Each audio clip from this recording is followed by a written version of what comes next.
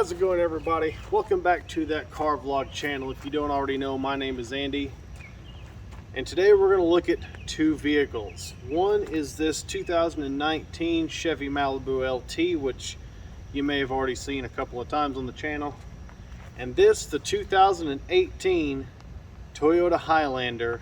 So what's up with these two? Let's talk about it. So if you've been watching the channel recently, you'll know that we just recently had a not so slight mishap with our 2015 Chrysler Town Country minivan. Short and sweet, water damaged electrical, and car was totaled by insurance. They had to buy out, and we were waiting to see what the payout would be and how we were going to proceed into getting into another vehicle. In the meantime, they hooked us up with this rental 2019 Chevy Malibu LT, completely covered by insurance. So, very thankful for that. Thank God for that. But it's time for this to go away because our time is running out on it. I am also, however, happy to announce that the 2018 Toyota Highlander is the replacement for the Town & Country. So in this video, I'm just going to take you first into the Malibu. We're going to take it up the road. I'm going to put some gas in it for the rental return, and we're going to talk about the final thoughts and what it's been like to have this thing as our temporary vehicle. After that, we'll jump in the Highlander and give a short intro to it, talk about how we ended up with it.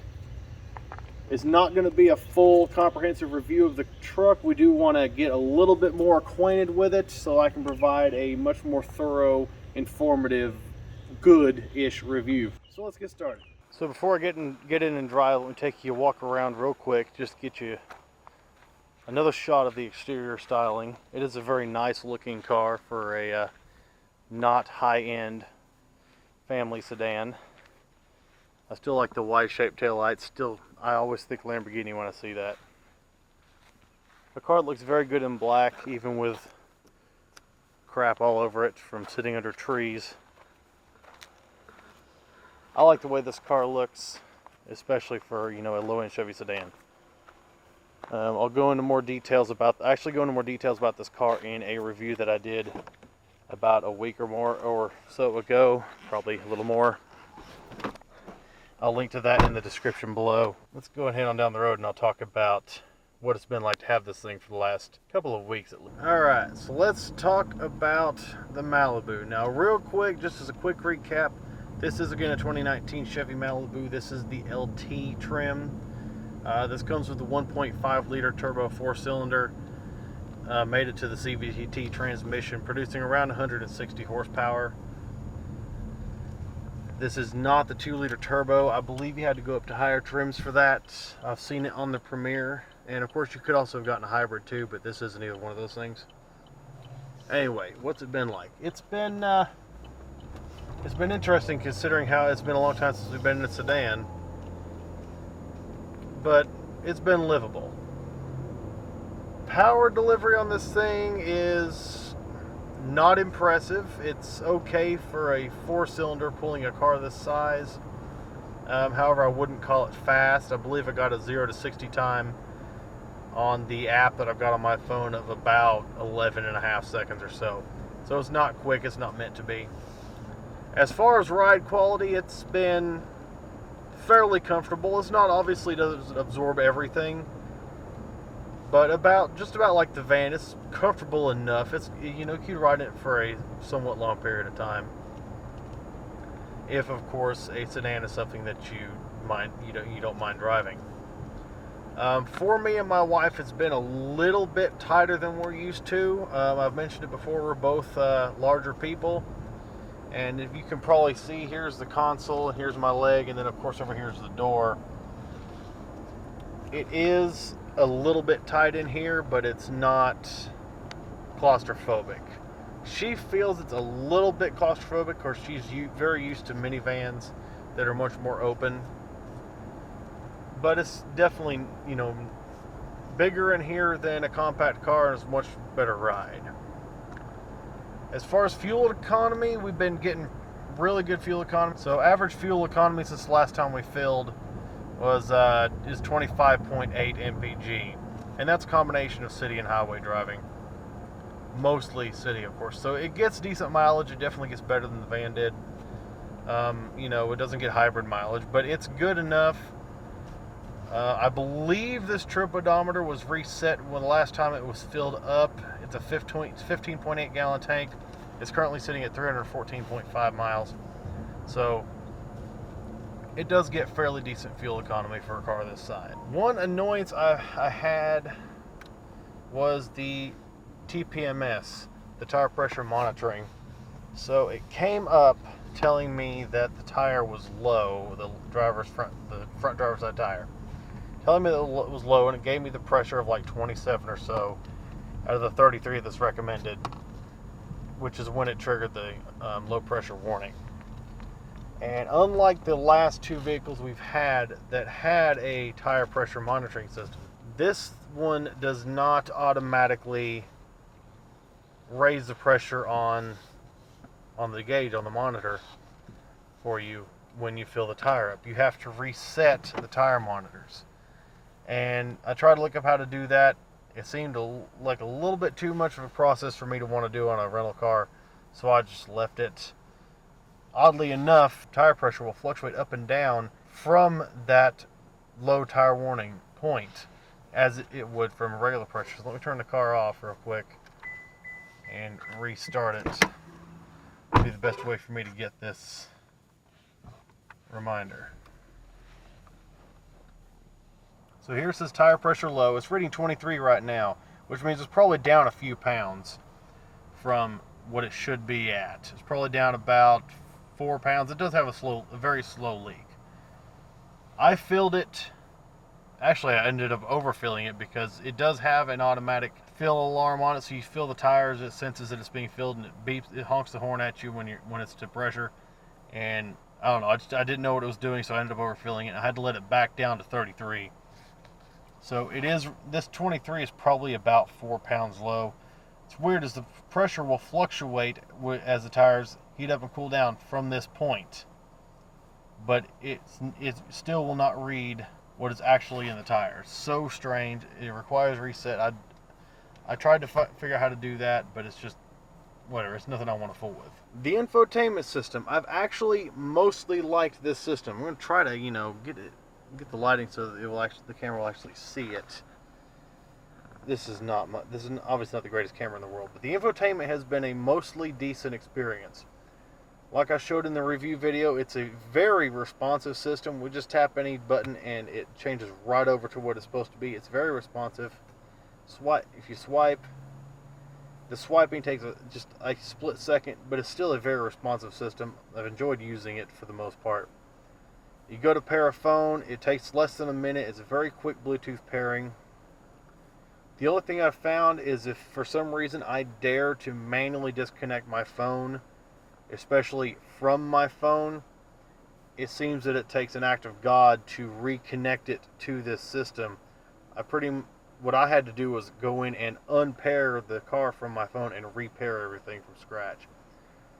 A little bit of a hassle if I have to, for any reason, just quickly disconnect the phone, whether it's to use another Bluetooth device or whatever. I wish that was a bit easier to just go back and reconnect it without having to repair, but it is what it is. It does have Android Auto. We tried that. That had some problems getting maps to work. We do have a friend that actually has bought a 2019 Malibu, and he told us that it gets over-the-air updates and needs to be connected to Wi-Fi to do that, and that could be what is causing it to not work right. But the Android Auto does work pretty well for text messaging and for calling. It's kind of a neat experience. You do unfortunately, that and Apple CarPlay still don't work over Bluetooth. You do have to have it plugged into a cable, but it's a fairly decent system. The sound out of this stereo is good. Obviously, it's not high-end. It's not Bang & Olufsen. It's not Bose. It's none of that. But it is a decent system for a sub-$30,000 car. Alright, while we're fueling, let's talk about the cargo volume. Now, if you remember in the review, I was able to fit my entire self in here. I'm just a hair over 6 foot tall, fat guy, over 300 pounds, and I fit in this thing. So it's got plenty of cargo space. I believe the number was 15.8 cubic feet. So very good cargo space in a car like this. and you get the pass-through fold-down seats. I was able to get the running boards for the Town Country in here. That's actually the whole reason I took this instead of the truck with those running boards, to see if I could do it. The board's probably 5-6 feet long, and they fit in here diagonally, but they fit. I had to do a little bit of finagling, move the front seat up a little bit, but I definitely want to see if I could do it, and I could. As I mentioned in the other video, my biggest problem with this pass-through system is it's a bit inconvenient where you have to pull the latch here and then go up and push the seat down in the back door area. A little bit inconvenient. Do wish that could have been implemented a little bit better, but it is what it is. Once again, sub $30,000 car. Alright, now that we've finished fueling, we jump back in the interior. I just want to pan around the interior to give you one last look at what it's like in here. For a $30,000-ish car, this is not a horrible place to spend time. It is good looking. You get a lot of thin chrome trim out around everything. Decent looking steering wheel. Of course, now this is used in a wide range of Chevy models. Wife actually test drove a 2020 Equinox when we were car shopping, and she pretty much described it as this thing with an SUV body on it. And if you look at interior shots, this whole area is pretty much the same thing. But it's not the worst place to spend time. You do have quite a bit of this soft touch here. This diamond pattern fabric kind of wraps around underneath. You get a decent looking set of climate controls, decent looking infotainment screen. Everything in here is decent. It's not ugly, but obviously it's not luxury. That's not what you're going to get from a $30,000 Chevrolet. But for the price point, very nice place to spend time. One tiny gripe that I do have about this car is the windows. Now, all 4 windows are auto down. So here's, of course, the driver's side. That goes down. Passenger side, one click. Here's my hand. And then let's do this back window here once again. One click, there's my hand. And the window's down. However, they are not auto up. The only auto up window is the driver's window. All the others, you do have to hold them to put them up. Obviously, it's not the biggest problem in the world. You know, our society has survived for a long time with windows that weren't auto roll down, but the way I see it, if you're going to put auto down windows in a car, I'm sure it can't be that much more expensive to make them also auto up. I don't know if they did it for safety or so I don't know why they did that. Maybe it's just a cost-cutting measure. Seems kind of odd to me. But once again, not a really big problem. Is not anything that's going to ruin your experience with one of these cars. Just a small little why, what's the point in that decision type of thing for me. So to sum up, the 2019 Malibu LT. Decent family, mid to full-size sedan, sub $30,000 car. Now that is, of course, new in 2019. And of course, if you could go above LT, it would have exceeded $30,000. But sub $30,000, brand new. Of course, less money now. So if you want a good amount of car for not a whole lot of money, definitely worth considering. As far as long-term reliability, I have no idea. If you ask Scotty Kilmer, he says stay away from modern Chevrolets. But I have no way of knowing what long-term reliability would be on these things. It's not even old enough to know what long-term reliability is like. So just be wary. If, like is always advised, if you do buy one, make sure to have it looked at and make sure it isn't falling apart and all that good stuff. But from our 2-week experience, if we were sedan people, I don't think we would mind this. However, we're not sedan people. But if you are, definitely put this on your shopping list. Go check it out and see what you think. Alright, I'm going to shut up about the Malibu. Let's talk about the new kid on the block. Before we get to the Highlander, I want to ask y'all to do me a favor real quick. If you would, when this video is over, go back to the channel and go check out my other videos. I got a wide variety of things on there. I've got reviews, I've got repairs, I've got project videos on the Chevy, I've got family vehicle updates, I've got car shows, I've got all kinds of variety of things on there for you to watch. Go check that out. And if you like what you see, subscribe to the channel, ring the notification bell, and follow on Facebook and Instagram at that car vlog channel. And let's grow this channel into something, because right now it's kind of small for how long. Of course, if you feel like subscribing just because of this video, even better. But make sure you go check out the channel, because there's probably something on there for everybody. Alright, let's get on to the Highlander now.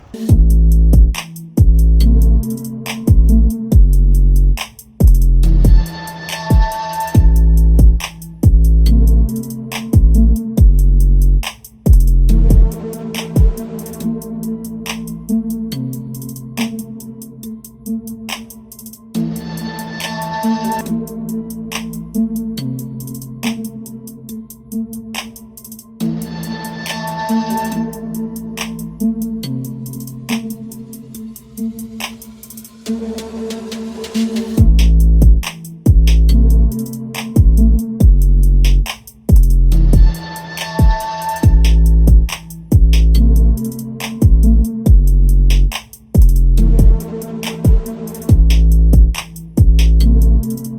and gentlemen, I now introduce our 2018 Toyota Highlander XLE.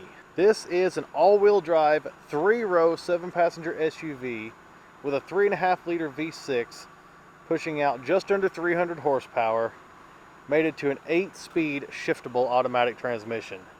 This car has 32,000 miles on it. Let me give you a walk around this thing real quick. Just look at the styling of this SUV.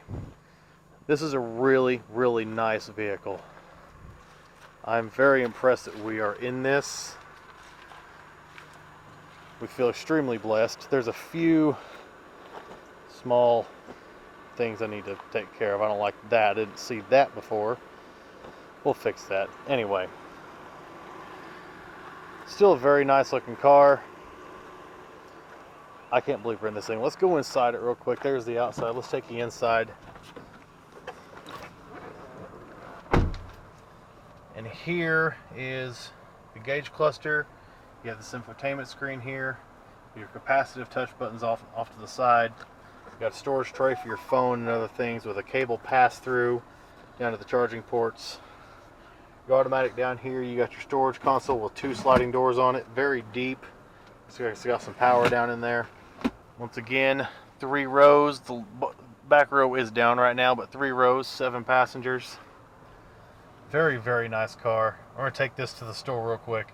We're going to talk about how in the world we ended up in this thing. And we're off.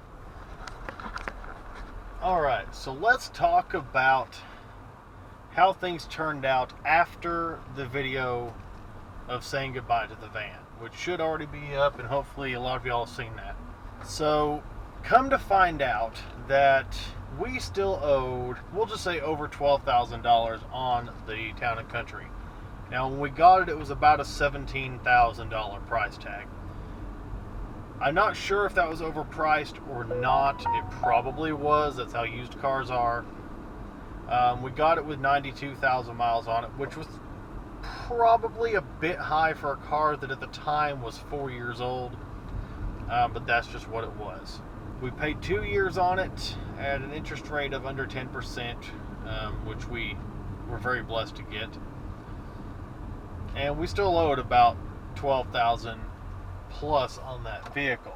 Well, as we all know, in recent months, due to the shortage of new cars, thanks to COVID-19 and all kinds of other factors, used car values have been shooting up just insanely.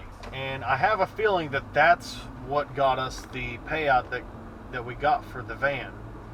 So the insurance figured everything up. Of course, they took everything into account. Obviously the mileage, the trim level, it being a limited, no major body damage. Still a very nice car, obviously. They took all that into account, and our payout was over $14,000. And when a wife called me and told me that, I was just absolutely blown away. I couldn't believe that. I was convinced, that like in most scenarios, the car wasn't going to be worth that $12,000. And we were going to be on the hook for not only the remaining value, that's considering if we didn't have gap coverage, which I think we did. I don't remember if they ever got back to us on that or not. But also, what were we going to do about a down payment on a car? Now, we do have a $500 deductible for comprehensive, which is what covered this damage. So they took the $500 just out of that payout, and what we've ended up with was just a little bit over $1,000, I think $1,100. So we went to Hepperly Auto Sales, went to the Lenoir City, Tennessee location. Usually we use Maryville, but we went to Lenoir City. We've used Hepperly for the last 3 vehicles we've had, and they've always been amazing to us. So naturally we went back for this one. By the way, if you are in the East Tennessee area or close, or you don't mind driving for a car for a good experience, we highly recommend Hepperly in Maryville and Lenoir City, Tennessee. They have 3 locations, 2 in Maryville, 1 in Lenoir City. I'll put a link in the description to their website. They don't know that I'm mentioning them in this video, so obviously they're not paying me for this. This is me plugging their dealership because they are amazing people to work with, and you know, they've always managed to get us into a vehicle. So if you're looking for a used car, even though this is not the best time to be buying a used car, definitely go give them your consideration. But anyway, so we're getting just a little over $1,000 back. So that's what we put down on the car. We put $1,000 down on this thing. Now this thing was $37,000, so that's not a lot of money down. But you know, Hepperly works with everybody to the best of their ability, and they've worked with us now 4 times. So they're more than happy to do what they need to do to help us out. So $1,000 down. We're looking at a 5-year loan. I have to remember what the payments are. They are significantly higher than what they were on the van. However, we're now in a position to actually pay a payment like that, unlike this time last year. So once again, we're feeling incredibly blessed with this car. Not only are we blessed because we got more money than we owed on the van for the payout, and that we have a relationship with a dealer that is good to us. But for the first time since we've been married, we have gotten into a vehicle that we actually wanted. Now in the past, wife has gone as she wanted a van. She wasn't looking for anything in particular. The first car we got from Hepperly was the 2005 Dodge Caravan SXT that got totaled a year later. I'll throw a card up here right now for that. When that got totaled, we went to them and got the 2012 Nissan Quest. When it was time to get out of the Quest, we couldn't trade it in because we were upside down and the finance company just wouldn't allow it. But we went to them with, I want to say $500 down, and got the 2015 Town Country 2 years ago. Once again, it wasn't specific. None of these 3 vans were specifically what we were looking for, but she wanted a van.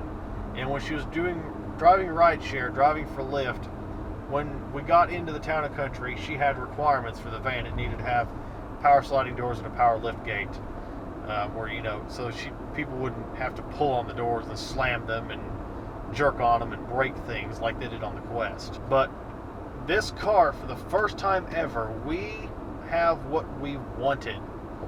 I've been telling her for years that if it takes the rest of my life, she will be in a Toyota. In fact, every time we have another car, I keep telling her, your next one's a Toyota. It's a Sienna, it's a Camry, it's something. Because I want us in a brand that's known for reliability. And one of her absolute best friends had a 2015 Highlander that she bought new in 15. And, she put miles on that. She drove it. She recently traded it for the brand new Venza. But after Mindy rode in that and saw it, she loved that vehicle. She has always wanted a Highlander. And I've always just simply wanted us in a Toyota. So here we are. We both got what we want. And, what I can't say it enough. We are blessed more than we could possibly recognize. For the longest time, we didn't have credit to get a personal loan. It was just that bad. And now we've got a bank saying that they'll lend us $37,000. In fact, they had a 2020 with, I want to say, under 10,000 miles that they had on their website for sale for like $45,000. And the bank was going to lend us that money. Not at the same interest rate as we had on the van. It's a little bit higher. We'll have to refinance that later. But they were going to lend us $45,000, which, once again, absolutely flabbergasted. I didn't see us being at a point in our lives where someone would say yes to that amount of money.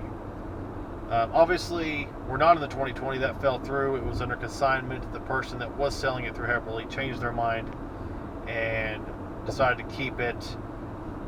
And they just hadn't had a chance to remove it from the website, which I don't fault them for that. They stay busy up there. They have a lot of loyal customers in this area. People, they're very highly thought of. But it's the latest update right now. Here I am driving up Clinton Highway in the 2018 Highlander. I'm actually headed to the store to grab some things, but I wanted to make a video update for everybody and talk about what it's been like these last 2 weeks since the van went down and where we're at now. So that's going to do it for this video. Time is up with the 2019 Malibu, and welcome the 2018 Highlander to the family.